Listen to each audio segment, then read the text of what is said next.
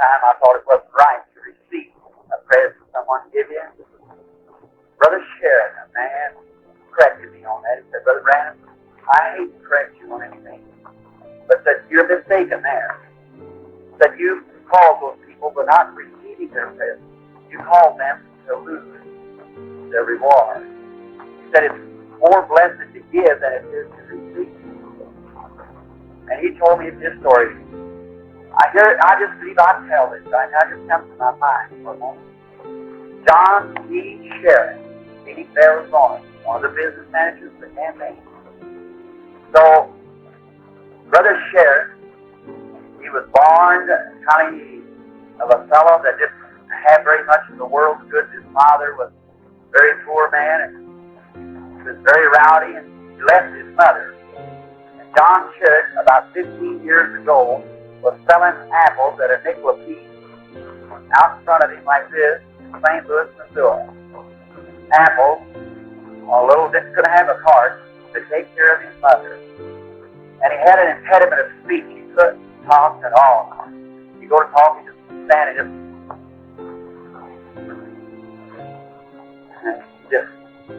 you try to still say good evening, you say good. What do you want to say? Good. That's not what you try to get. Awful man. Well, but he began to seek the Lord when he was a boy.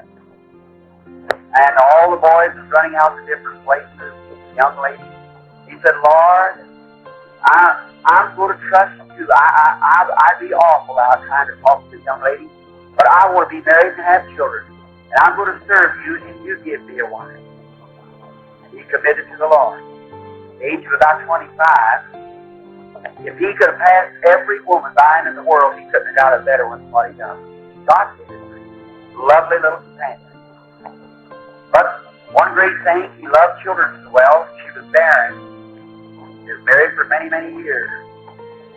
6, 7, 8, 10 years, no children. He cut concrete on the street 25 cents an hour to make a living. And they'd save their money, and they bought a little 3-room house.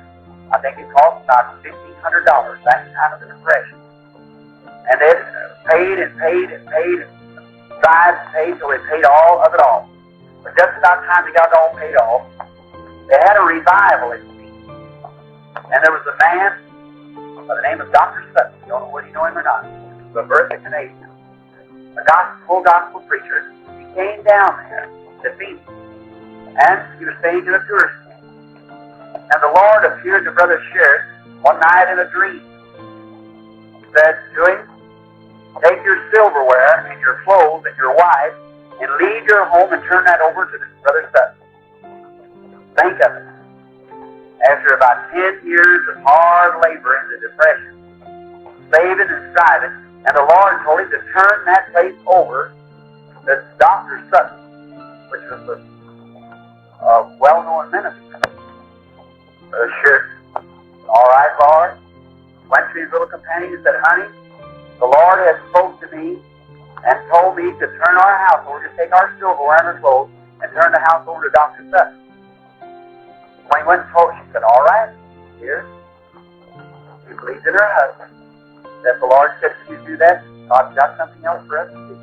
So he turned all he had now, and he didn't have no place to take his wife that night. And they found a tourist camp.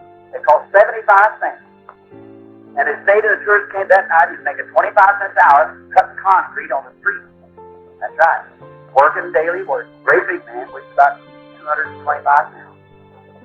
And about a week later, some rich lady told him that if she would move some of the things back in her garage, if he wanted to live in her garage, up towards Camel's Back Mountain, you know, where this place is, kind of a real aristocratic part of the country up there, that if you'll keep my yard trimmed of the evening when you come in, keep the grass watered and so forth, that you can live in my garage free. He moved up there without one thing, got some boxes, got him a spring laid on the floor, and got him a mattress, and him and his wife slept there. And Brother Sutton said, Brother Sharrit, I don't, said the Lord has said to do that. That's all right. And he went on, and he was that way about a year. Lived a good Christian life. And finally, the lady that he lived with was a balded millionaire woman. And she, seeing his honesty, he was a Christian, it's like a Daniel down in Babylon. She went to him one day, she said, John, said, you know what? The Lord spoke to me last night in a dream and told me that I have to loan you $10,000 to go in business. Why, he said, I couldn't talk. I said, lady, I can't even talk. I'll never make a businessman. She said, but the Lord told me to do this, and here's the check. He said, well, I can't take it. He said, I don't want $10,000 laying on my... No, So she said, but the Lord said for me to give it to you. I've noticed you being a good, honest man. Did you read the Bible? And I got me a Bible and was reading. And the Lord told me to give you a check, loan it to you for $10,000 to go in business. Well, he took the check. He didn't know what to do. He went on, and one evening he was walking up to his little old 5-room house for sale for $2,000. Well, he went out there and he cashed the check and bought it for $2,000 and went out there, him and his wife, to get a knock the plastering off the place and replastered it at night. Him and his wife worked together. And he plastered up the house, fixed it around, and put a sale sign up on it. And if he'd have got $3,000, he'd have made money, and he sold it for $6,000. Today, John Sharrit's worth $500,000. That's been about 6-7 years ago since it started. Worth $500,000. He's the father of 3 fine little children. Oh my! He said, Brother Branham, what if Dr. Sutton wouldn't have taken what God told me he wanted to do? And now he said there, said, Lord, whenever I see your program, he had so much money. He said, I don't own you own Orange Grove Ranch houses. He owns the big Thunderbird Ranch there, one of the greatest real in Arizona. He said, all these things, and he said, I've got more money than I know what to do with.